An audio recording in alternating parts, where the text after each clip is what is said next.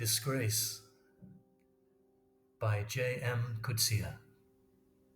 Chapter 12.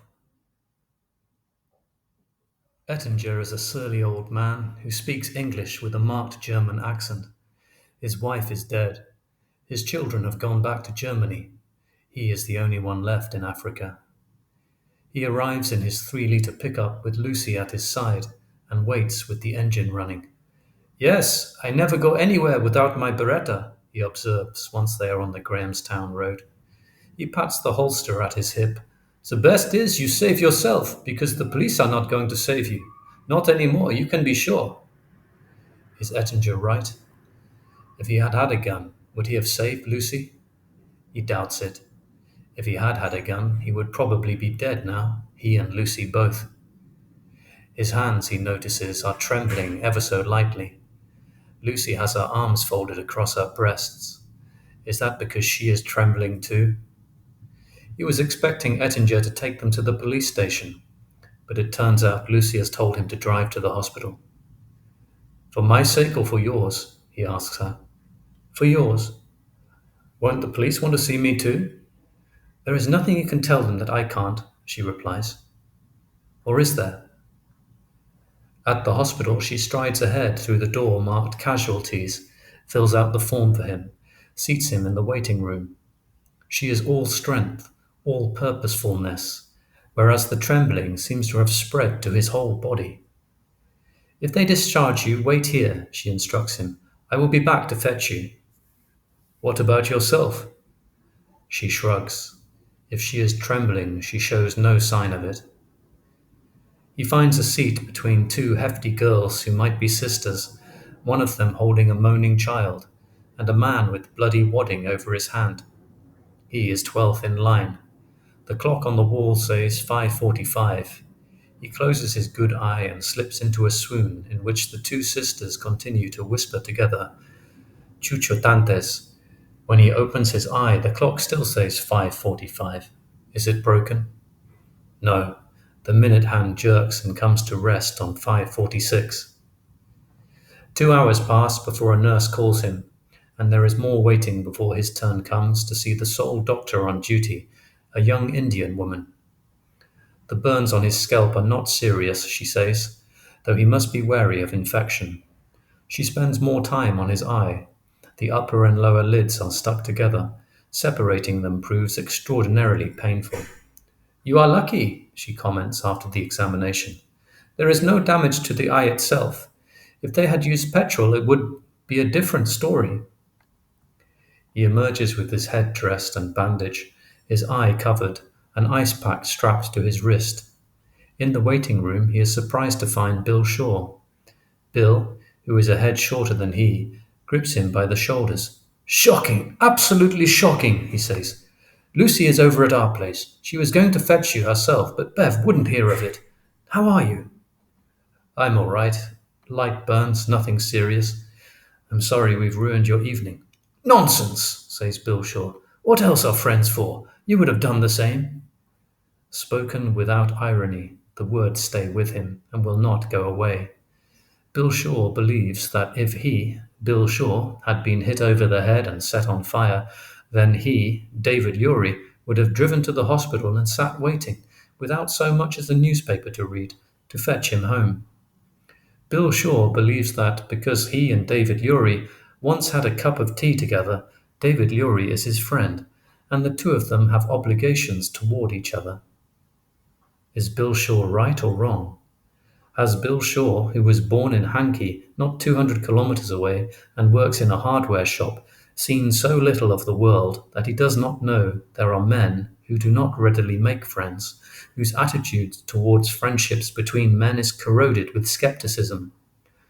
Modern English friend from Old English friond, meaning frion, to love. Does the drinking of tea seal a love bond in the eyes of Bill Shaw? Yet but for Bill and Bev Shaw, but for old Ettinger, but for bonds of some kind, where would he be now?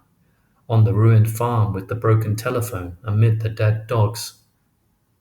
"A shocking business," says Bill Shaw again in the car. "Atrocious. It's bad enough when you read about it in the paper, but when it happens to someone you know..." He shakes his head. That really brings it home to you. It's like being in a war all over again. He does not bother to reply. The day is not yet dead, yet but living. War, atrocity, every word with which one tries to wrap up this day, the day swallows down its black throat. Bev Shaw meets them at the door. Lucy has taken a sedative, she announces, and is lying down. Best not to disturb her. Has she been to the police? Yes, there's a bulletin out for your car. And she has seen a doctor? All attended to. How about you? Lucy says you were badly burnt. I have burns, but they're not as bad as they look. Then you should eat and get some rest. I'm not hungry. She runs water for him in their big, old-fashioned cast-iron bath. He stretches out his pale length in the steaming water and tries to relax. But when it is time to get out, he slips and almost falls. He is as weak as a baby and light-headed too. He has to call Bill Shaw and suffer the ignominy of being helped out of the bath, helped to dry himself, helped into borrowed pajamas. Later he hears Bill and Bev talking in low voices and knows it is he they are talking about. He has come away from the hospital with a tube of painkillers, a packet of burn dressings, and a little aluminium gadget to prop his head on. Bev Shaw settles him on a sofa that smells of cats. With surprising ease he falls asleep. In the middle of the night he awakes in a state of utmost clarity. He has had a vision. Lucy has spoken to him. Her words, "Come to me, save me," still echo in his ears. In the vision she stands, hands outstretched, wet hair combed back in a field of white light. He gets up, stumbles against a chair, sends it flying. A light goes on, and Bev Shaw is before him in her nightdress. I have to speak to Lucy, he mumbles. His mouth is dry, his tongue thick. The door to Lucy's room opens. Lucy is not at all as in her vision. Her face is puffy with sleep. She is tying the belt of a dressing gown that is clearly not hers. I'm sorry, I had a dream, he says. The word vision is suddenly too old-fashioned, too queer. I thought you were calling me. Lucy shakes her head.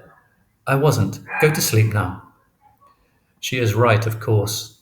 It is 3 in the morning, but he cannot fail to notice that for the second time in a day she has spoken to him as if to a child or an old man. He tries to get back to sleep, but cannot. It must be an effect of the pills, he tells himself, not a vision, not even a dream, just a chemical hallucination. Nevertheless, the figure of the woman in the field of light stays before him. Save me, cries his daughter, her words clear, ringing, immediate. Is it possible that Lucy's soul did indeed leave her body and come to him? May people who do not believe in souls yet have them, and may their souls lead an independent life? Hours yet before sunrise. His wrist aches, his eyes burn, his scalp is sore and irritable. Cautiously he switches on the lamp and gets up. With a blanket wrapped around him, he pushes open Lucy's door and enters. There is a chair by the bedside. He sits down. His senses tell him she is awake. What is he doing? He is watching over his little girl, guarding her from harm, warding off the bad spirits. After a long while, he feels her begin to relax, a soft pop as her lips separate, and the gentlest of snores. It is morning. Bev Shaw serves him a breakfast of cornflakes and tea, then disappears into Lucy's room. How is she? He asks when she comes back. Bev Shaw responds only with a terse shake of the head. Not your business, she seems to be saying. Menstruation, childbirth, violation and its aftermath, blood matters, a woman's burden, woman's preserve. Not for the first time, he wonders whether women would not be happier living in communities of women, accepting visits from men only when they choose. Perhaps he is wrong to think of Lucy as homosexual. Perhaps she simply prefers female company. Or perhaps that is all that lesbians are, women who have no need of men. No wonder they are so vehement against rape, she and Helen. Rape, god of chaos and mixture, violator of seclusions. Raping a lesbian worse than raping a virgin, more of a blow. Did they know what they were up to, those men? Had the word got around? At 9 o'clock, after Bill Shaw has gone off to work, he taps on Lucy's door. She is lying with her face turned to the wall. He sits down beside her, touches her cheek. It is wet with tears. This is not an easy thing to talk about, he says. But have you seen a doctor? She sits up and blows her nose. I saw my GP last night. And is he taking care of all eventualities? She says. She, not he. No. And now there is a crack of anger in her voice. How can she? How can a doctor take care of all eventualities? Have some sense. He gets up. If she chooses to be irritable, then he can be irritable too. I'm sorry I asked, he says. What are our plans for today? Our plans? To go back to the farm and clean up. And then? Then to go on as before. On the farm? Of course, on the farm. Be sensible, Lucy. Things have changed. We can't just pick up where we left off. Why not? Because it's not a good idea. Because it's not safe. It was never safe, and it's not a good idea. It's not an idea, good or bad. I'm not going back for the sake of an idea. I'm just going back. Sitting up in her borrowed nightdress, she confronts him, neck stiff, eyes glittering. Not her father's little girl. Not any longer.